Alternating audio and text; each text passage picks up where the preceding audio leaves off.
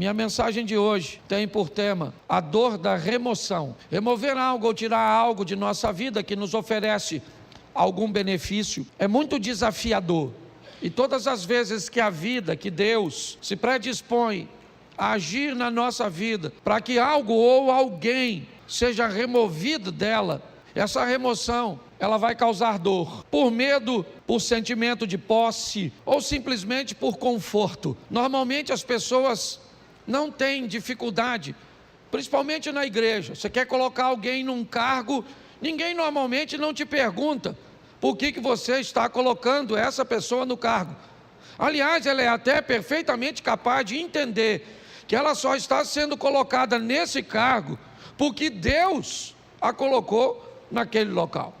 Mas se você precisar remover essa pessoa do cargo, normalmente ela quer uma série de informações, de justificativas para cujas quais ela está sendo removida, retirada de uma função, porque na maioria das vezes, quando algo precisa ser retirado da nossa vida, essa remoção, ela vai nos trazer algum desconforto, alguma dor.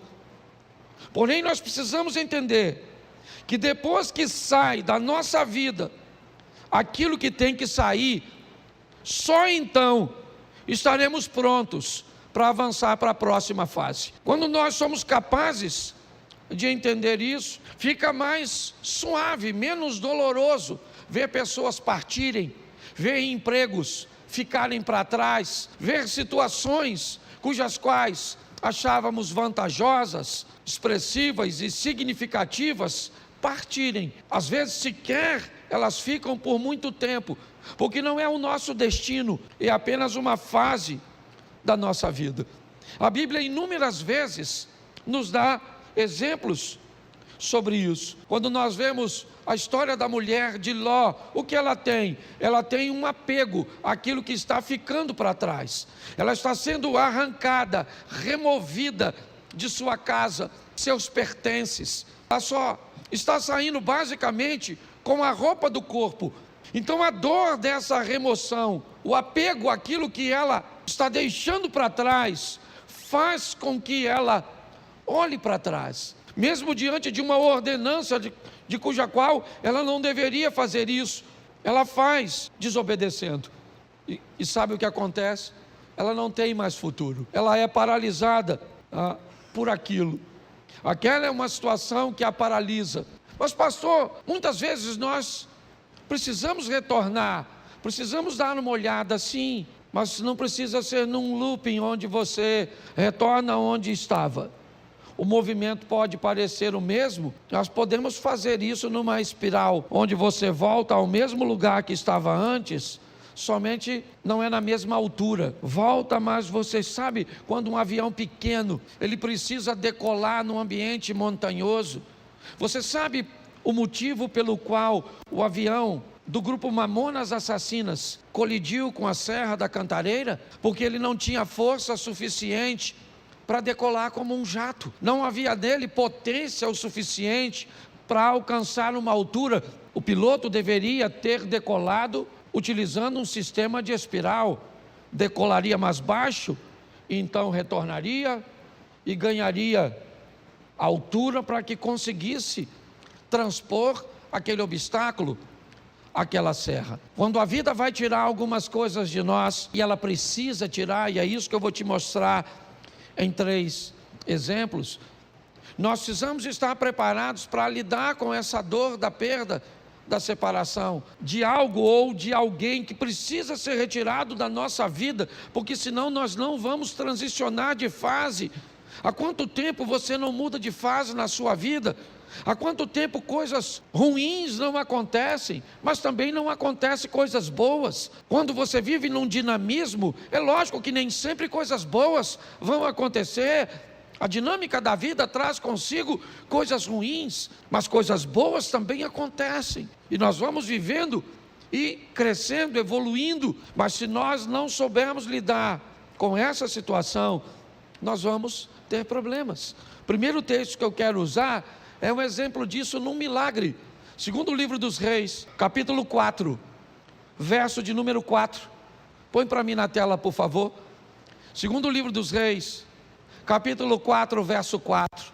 Depois entra em casa, fecha a porta atrás de você e dos seus filhos, e derrame o azeite em todas aquelas vasilhas, e ponha à parte as que forem ficando cheias. Preste atenção na exposição desse milagre, no que a Bíblia está narrando. O milagre está acontecendo, mas todas as vezes que uma botija de azeite se enche, o que esta mulher tem que fazer é retirar essa botija, colocar uma outra no lugar e colocar essa botija para trás. Então, enquanto essa está enchendo, assim que essa enche, ela remove essa e coloca essa para que se encha. Me parece que a visão é basicamente a mesma. Aconteceu, está tudo certo, e agora o que eu faço? O que aconteceu agora é passado.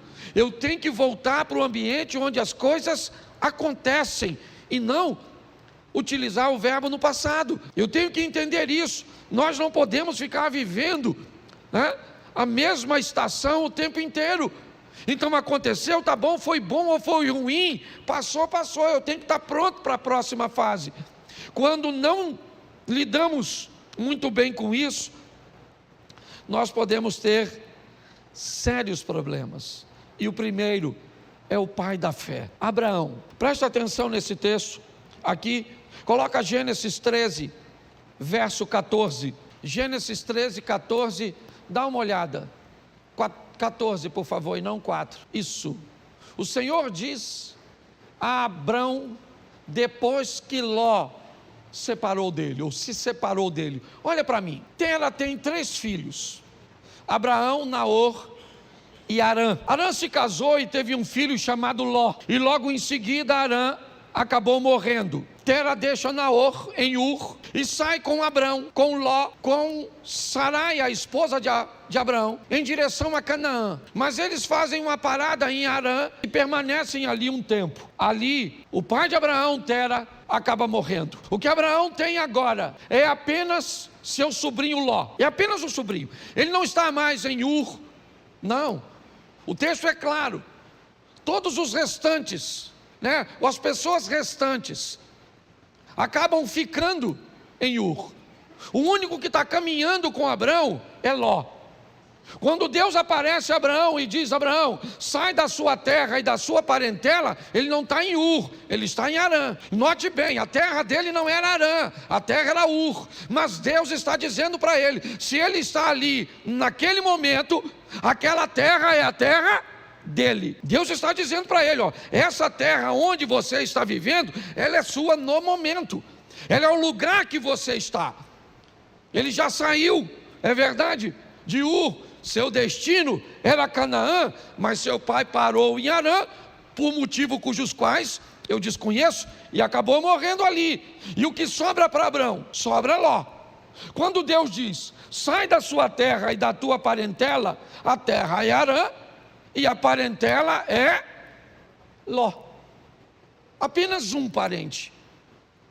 E apenas uma solicitação de remoção que Abraão me parece que tem dificuldade de fazer. Por quê? Porque Ló era órfão, provavelmente. Porque a terra cuja qual ele está agora não é Ur, não é um ambiente de Ló, talvez. Mas o grande problema é a orientação e a ordem que Deus está dando a Abraão. Deixa, está na hora de Ló sair de sua vida, porque só tinha ele, então não tinha outro. Note que é apenas uma coisa, e apenas uma pessoa, mas olha o estrago, o atraso, o prejuízo que desobedecer uma orientação do Altíssimo pode trazer para a trajetória de uma vida. Por que Abraão provavelmente tem medo, insegurança de deixar Ló para trás? Porque se ele deixa Ló, o argumento dele vai se solidificar em Eliezer, o Damasceno. Já que ele não pode ter filho, pelo menos que ele deixe sua herança para um sobrinho que ele o adotou, pelo menos é alguém de seu sangue. E parece que Abraão está preso nisso. Na hora de remover Ló é muito doloroso.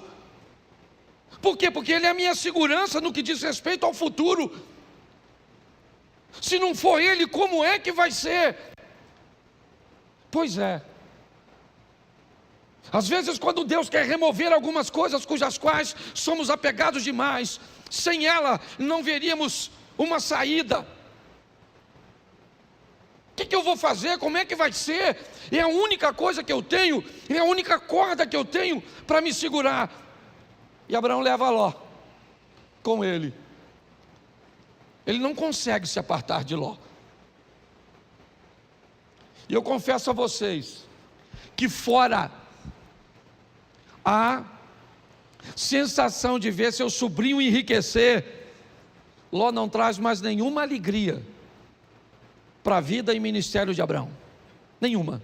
Se você for olhar a história, é só problema, só dificuldade, é só adversidade. Até que chega um momento, Deus diz: Abraão, não tem mais como. E aí entra o verso, coloca o verso 13, por favor, desse texto. Ora, os homens de Sodoma eram maus e grandes pecadores contra o, verso 14. Disse o Senhor a Abraão, depois que Ló se separou, ergue os olhos e olha desde onde estás para o norte e para o sul, para o oriente e para o... Vamos lá. Porque toda essa terra que vês, eu te darei a ti e a tua para...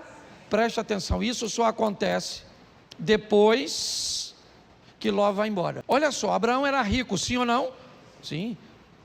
Foi a riqueza e a prosperidade que fez com que os poucos recursos da terra não fossem suficientes para sustentar os dois rebanhos.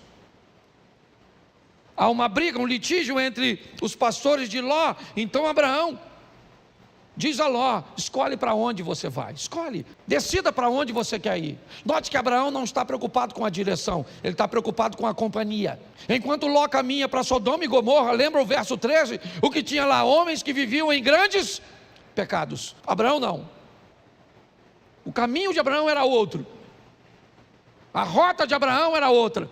Abraão estava disposto a andar com Deus, era isso. Quando olhamos essa história, o que descobrimos? Que o pai da fé estava apegado e tinha dificuldade de se libertar de coisas, e aqui de laços familiares. Entenda o que eu vou falar agora. O corte do cordão umbilical, o rompimento da sua vida para com a sua família, para viver a sua própria história, precisa acontecer. É importante que você entenda isso. Existe uma nova fase para você, e você precisa estar pronto a retirar ou a permitir que isso aconteça. Se dependesse de Abraão, ele não tiraria. Mas a prosperidade dos dois foram tanta que a terra está dizendo para eles: vocês não têm como viver juntos. Então ele diz: então você vai embora. E o texto diz que assim que Ló sai da vida de Abraão, Deus disse: agora levanta os teus olhos e olha. Agora dá uma olhada. Agora não há limite. Finalmente eu posso fazer na sua vida tudo aquilo que eu sempre quis fazer. Só não conseguia fazer antes porque você ainda estava aprisionado. É importante, eu não sei qual é a prisão ou aquilo que precisa ser removido da sua vida.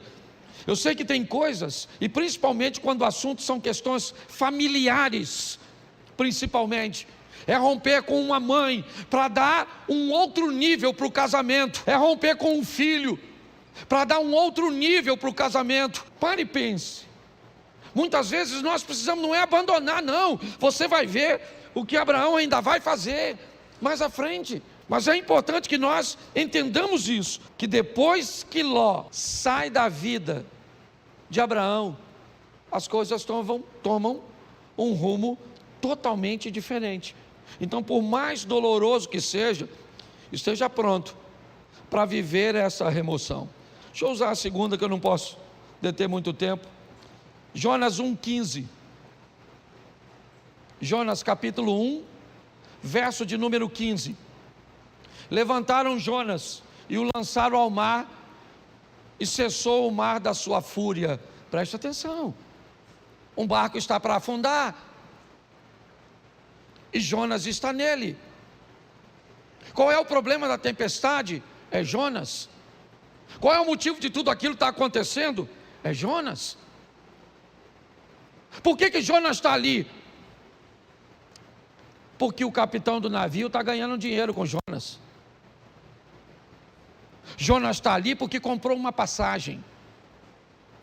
Jonas está ali porque tinha uma grana para comprar uma passagem para entrar nesse barco. Mas ele é um desobediente, está certo? Mas ele está trazendo dinheiro. Mas eu não sei quem ele é, tudo bem, não quero saber. Ele está trazendo uma grana, ele está trazendo uma lucratividade, e pautado nessa lucratividade, eu não sou capaz de selecionar quem entra na minha vida. Deixa eu fazer uma pergunta para você: quanto custa para entrar na sua casa? Quanto custa para entrar na sua família? Quanto custa? Qual é o preço de um ingresso da sua intimidade? Pare e pense. Por causa da entrada de Jonas, o capitão do navio, que não é profeta, ele não desobedeceu a Deus, não. Ele cometeu algum pecado quando vendeu o ingresso do barco dele para o Jonas? Sim ou não? Claro que não. Mas não interessa. Tem alguém dentro da vida dele, tem alguém dentro do barco dele que está trazendo aquela tempestade. É só uma questão de tempo até ele afundar. Você sabe o que ele faz, o capitão do navio? Ele pega toda a carga e joga fora. Ele precisava perder a carga? Não, o problema era a carga. O problema era Jonas. Mas ele perde a carga. Porque pessoas perdem aquilo que não precisava perder, quando não querem tirar o que precisa ser retirado. Você não quer tirar esse comportamento? Então tá bom. Perde o casamento, perde a intimidade, perde a paz. Mas sabe por que Jonas saiu do barco? Porque o capitão procurou. O capitão está procurando, me parece, alguma coisa para jogar fora. O que ele quer é aliviar o barco, já perdeu a carga, é verdade, mas a tempestade continua. Então ele vai no porão, ele desce no porão do navio. Eu já falei isso aqui, ele desce no porão do navio, e lá no escuro do porão, deitado num lugar, está o Jonas. Porque aquilo que às vezes vai te levar para o fundo, não está na luz no convés, está no porão, escondido, quietinho. O que ele está estabelecendo em você, um comportamento, uma postura comportamental que destrói seus relacionamentos, que impede você de ter relacionamentos sadios. Mas quando ele procura, a Bíblia diz: aquele que pede recebe, aquele que busca acha. Então ele não está buscando, ele achou, pegou o Jonas, levou o Jonas no convés, o interrogou, e Jonas disse: não era para eu estar aqui, era para eu estar onde? Em Nínive, cumprindo a minha missão. Mas eu desci a Jope, peguei, certo? Comprei um ingresso, uma passagem, entrei no seu barco para ir para Tarsis, para a Espanha. E agora? A tempestade está lá, Jonas diz que ele é o culpado. Mas e agora? O texto diz que o capitão está com medo de jogar Jonas fora. Quem é esse cara? Não é quem ele é a missão que ele precisa executar. Não tem a ver com ele, é com o propósito de Deus na vida dele. Ele se torna importante por causa do propósito. E aquele homem olha e diz: eu não vou remover esse cara do meu barco, eu estou com medo de jogar esse cara fora. Eu jogo esse cara fora e, não quer jogar? Então tá bom. Eu sei o que é isso muito bem.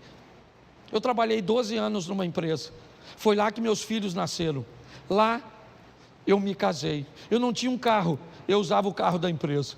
Tudo girava em torno daquele lugar.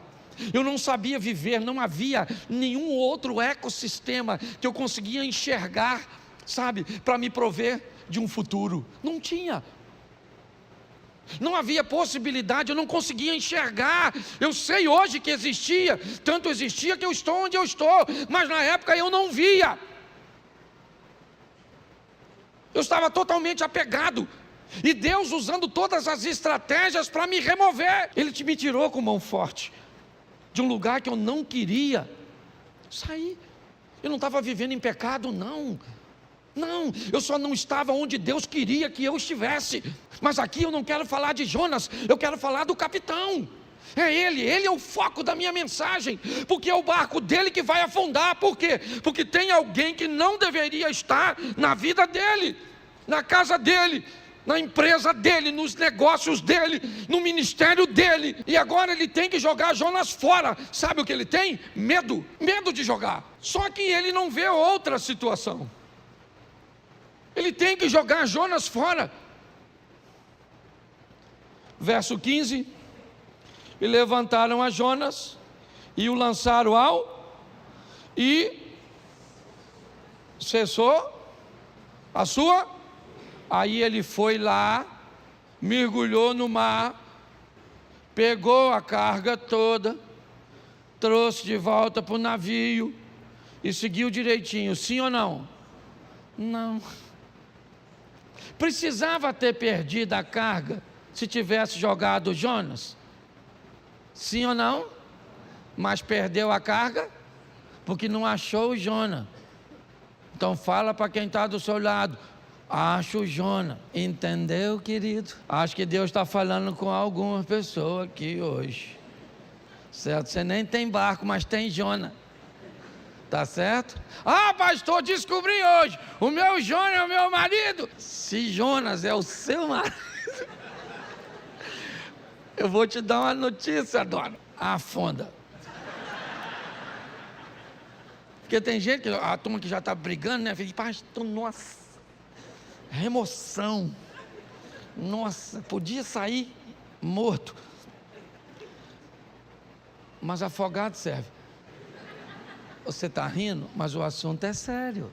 Dá uma olhadinha, gente, porque eu creio que Deus está falando conosco, amém? O terceiro, Gênesis 37, verso 28, 37 e 28 de Gênesis. Isso. E passando os mercadores midianitas, os irmãos de José o alçaram e o tiraram da cisterna e o venderam por 20 ciclos de prata aos ismaelitas, e esses levaram José ao... Preste atenção, quando Deus precisa tirar você de um lugar onde a sua visão é diferente da visão dos outros.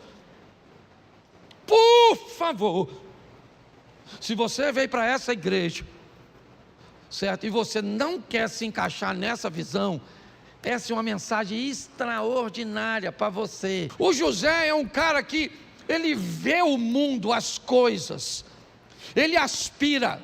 Seu comportamento é diferente de seus irmãos. Não cabe. Eu não estou dizendo que Rubens, Simeão, Levi, Isacar, Zebulun, Gade, Azé, Naftali, certo? Eu não estou dizendo que eles estão errados. Eu estou dizendo que há uma visão diferente. E Deus então vai remover José. Sabe o que ele é? Irmão dos caras. Sabe, ele vai ser vendido como?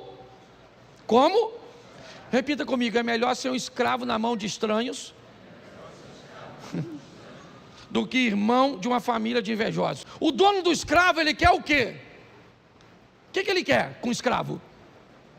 Ele quer o quê? Lucrar, sim ou não? Então, para o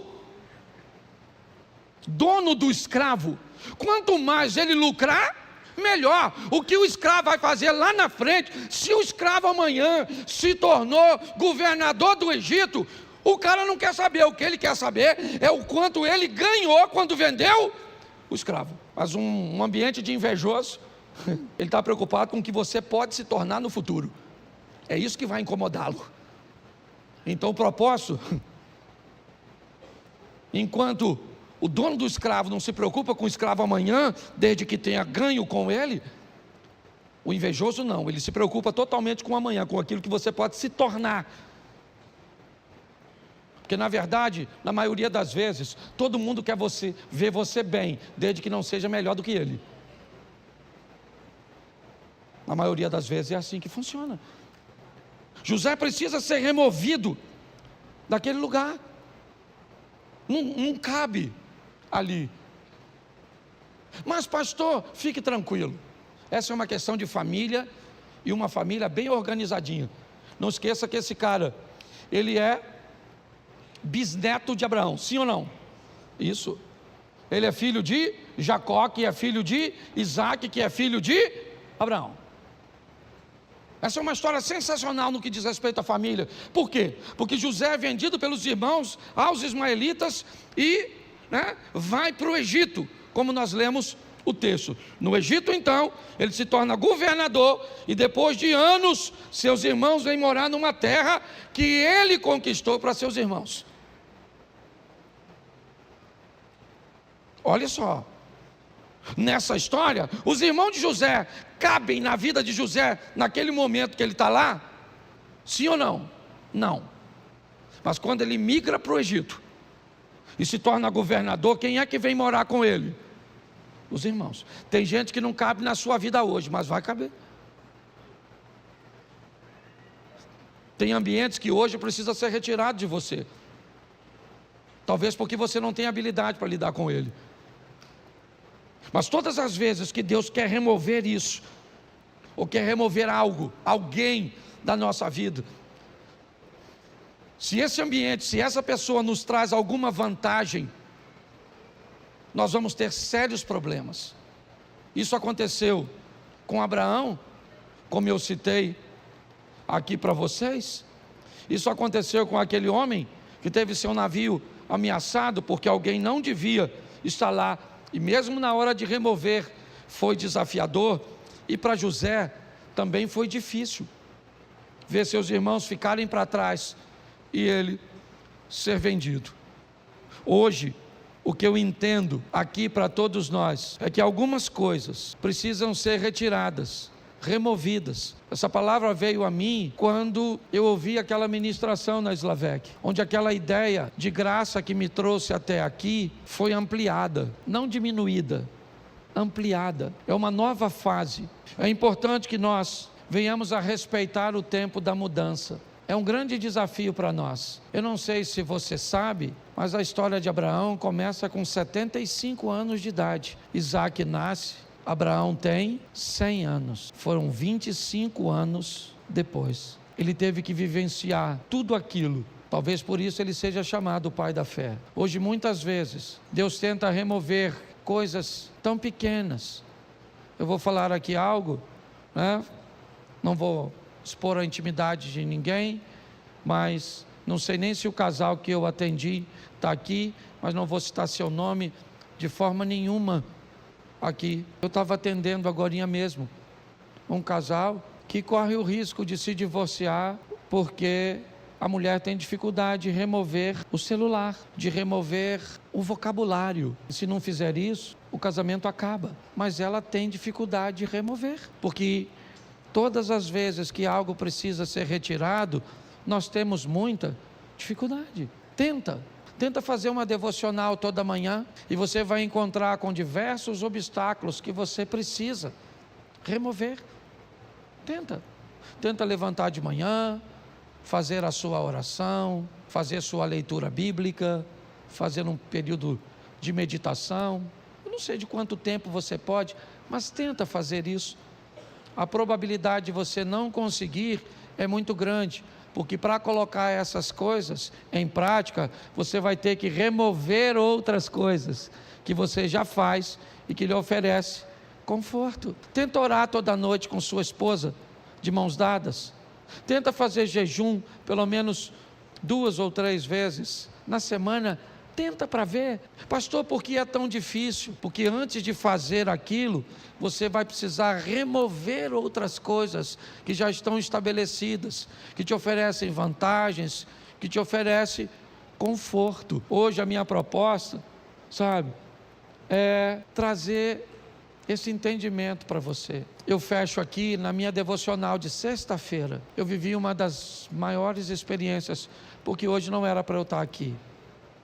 Hoje era para eu estar envolvido num escândalo e preso, com meu nome passando na mídia, mas por causa da minha devocional, e eu tenho certeza, uma oração tão simples que eu fiz naquela manhã, me deu condições de chegar no lugar 20 minutos antes e resolver um problema que ia acabar com a minha vida. Você sabe quantos minutos eu orei naquela sexta-feira? Talvez de 5 a 7. Sabe aquela oração que você levanta e entrega o dia? Sabe, Senhor, toma esse dia, toma isso, toma aquilo, oro para o fulano, para o ciclano, aquela coisa. Então eu vou falar uma coisa para vocês. Para ter bons hábitos, nós vamos ter que remover os ruins. E se você achar que não consegue fazer isso, vai continuar com os ruins mesmos.